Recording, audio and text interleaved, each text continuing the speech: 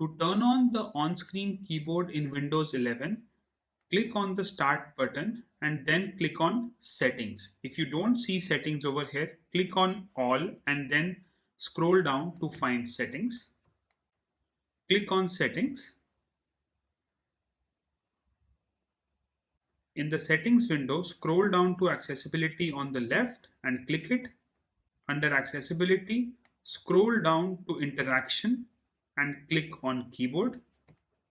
Under Keyboard, scroll down to On-Screen Keyboard Access Keys and Print Screen and turn the keyboard on using this toggle button. Let's close the settings window. You can right-click the on-screen keyboard icon in the taskbar and click on Pin to Taskbar.